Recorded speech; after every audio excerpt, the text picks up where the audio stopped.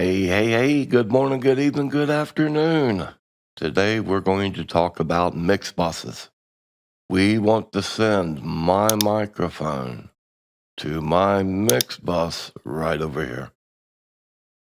And guys, the first thing we're going to do is we're going to see what can we send to a mix bus. It's real simple to find out. All you got to do is click the mix bus.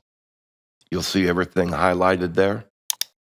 If we come down to 1 through 16 in the DCAs, you'll see that the channels can be sent. DCAs cannot be sent to mix buses. We know it's going to be the same thing on this one. We go here. This is a very interesting page now because 99.9% of the questions that we get asked, they can't get the FX into their monitors, their in-ear monitors, or say, we got it coming through the front of the house, no problem.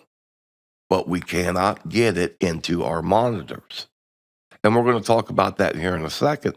But it's this page right here that is the issue.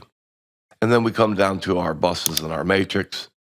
We click on Dana. And as you can see, nothing highlights. So nothing on this page can be sent to a mix bus. Okay? So let's go ahead and let's go get us a signal.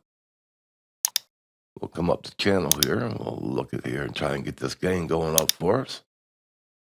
And there we go. So now we have our signal. Notice right here now our fader is all the way down.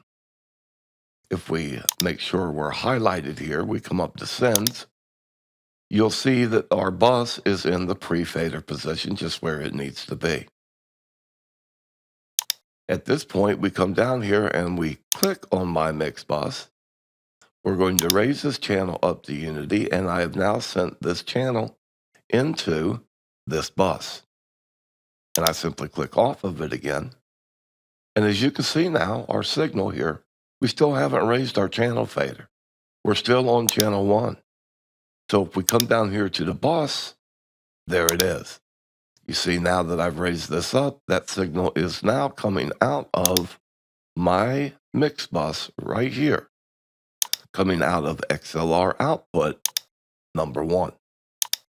Remember our out 1 through 16? You see our output now? Again, this is why I stress, always name your inputs and your outputs. And that way, when you start moving around these different screens, you'll be able to see it instantly. And that's what that's telling me. Mix bus 1 is going out of XLR output 1, and it's going out post fader. Now, getting back to what we were talking about earlier, I'm just going to raise this up just so that signal does start coming through. I want to check my other mixer over here, make sure I don't have that signal coming in. And now we want to come up here to the FX, and we're just going to use FX number 2, bus 14. Just a simple hall reverb, okay? So we're going to go to sends here. We're going to send this microphone into bus 14. Now, when I do this, I'm going to be adding reverb into this voice. And I'm going to see if this actually comes through the video. Maybe it will, maybe it doesn't. I don't know. So now, when you do this, you're adding this in, and it's now coming through the front of house. So now they want to hear that effect, that reverb coming through their monitors. Well, you click on the monitor, you have to come down to the aux FX, and right there it is. You have to take the signal and you bring it up to unity. And now they can adjust how much of this FX they want going in to their monitor. And that's it. You're done. This is the exact same process that you will do for any of these mix buses over here. It just all depends on how you want to set them up and what signals you actually want going to them.